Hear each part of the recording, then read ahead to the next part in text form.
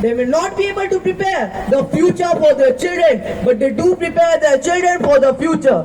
Assalamu alaikum wa rahmatullahi wa barakatuh. A very wonderful and hearty welcome to our honorable chief guest, our managing director, Mr. Anwar Ahmed sir, our executive director, Mr. Nizamuddin sir, our assistant director, Mr. Oed sir, and the principal of all the three branches. And of course, our stars for tonight, our dear parents.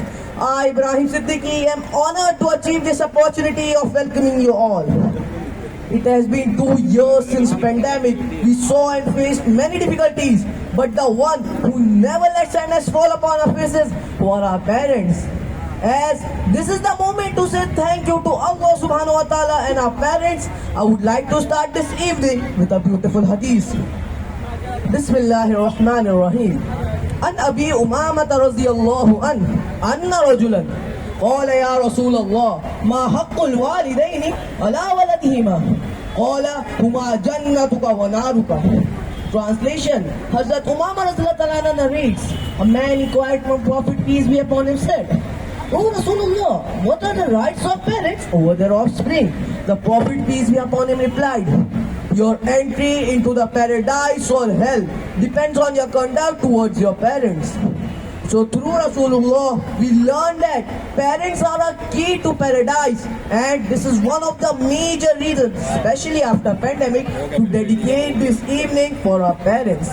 We can ask about the people who taught us the most, who were there with us through hardship, who laughed with us during the good times, who put up with us on our off days. Most of us immediately think of our parents. And yes, that is true. Our parents are the ones who are with us through everything in our lives. Our mother carries us for 9 grueling months before we are even born, and for at least 18 years afterward. Our parents, to list a few things, take care of us, teach us, help us, provide for us financially and academically. Without them, we would not be in the places we are in today. Unfortunately, many people do not treat their parents in the manner they deserve. Teenagers fight relentlessly with their parents over extremely trivial topics. Other people ignore their parents, rather spending time online or with their friends. As we get older, we tend to forget that our parents are growing older as well. They are pushed aside and living on their homes or in nursing homes while we start our own families. Not only this is disregard and unfair to our parents, but this is also strictly forbidden in Islam. Allah subhanahu wa ta'ala has commanded us to treat our parents with utmost respect, no matter the situation we are in. Respecting parents is one of the most significant aspects of Islam. Allah subhanahu wa ta'ala says in the Quran, "Your Lord has decreed that you worship none but Him, and you be kind to parents, whether one or both attains old age in your life. Say not to them a word of contempt, nor repel them, but address them with terms of honor."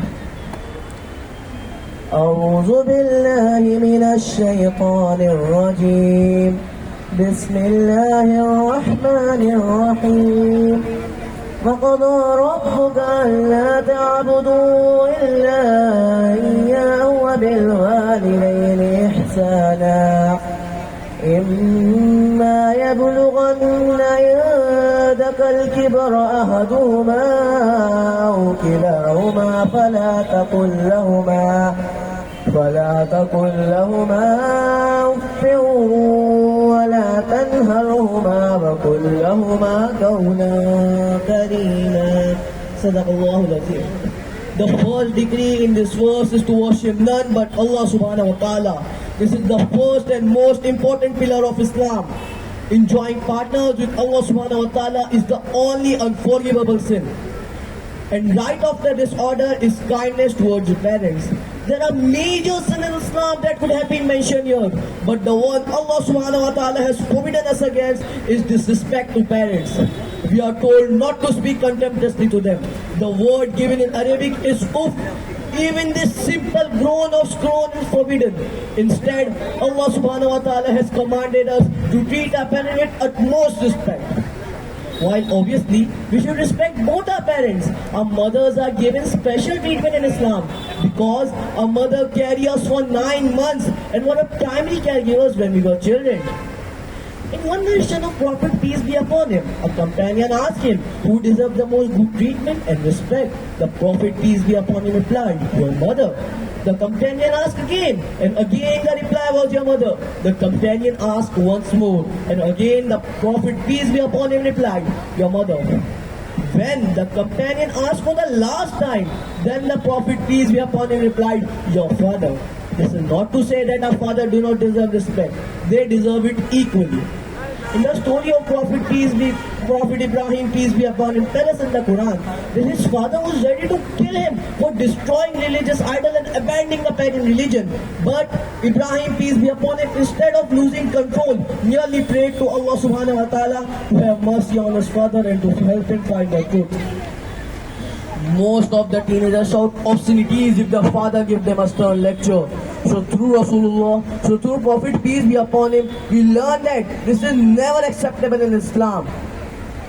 Finally, there are many ways to fix our relationship with our parents. First and foremost, we should recall the importance our parents have in our life, and we should remember the verses that tell us how to act with them.